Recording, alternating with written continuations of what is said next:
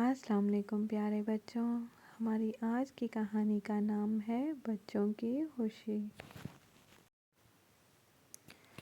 علی اور فاطمہ دو بہن بھائی تھے۔ ایک دن ان کی امی نے کہا ہم پکنک پر جا رہے ہیں۔ یہ سن کر دونوں بہت خوش ہوئے۔ اگلے دن وہ سب پارک گئے۔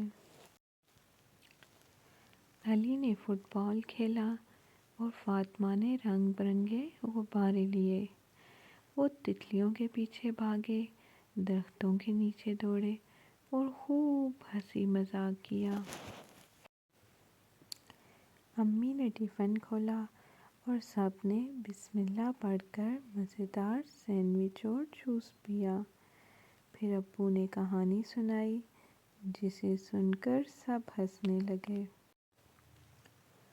سورج ڈھلنے لگا تو امی نے کہا چلو گھر چلیں۔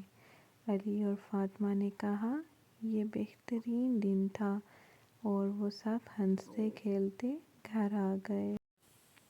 سبق: خوشی چھوٹی چھوٹی چیزوں میں ہوتی ہے، جیسے کھیلنا، ہنسنا اور گھر والوں کے ساتھ وقت گزارنا۔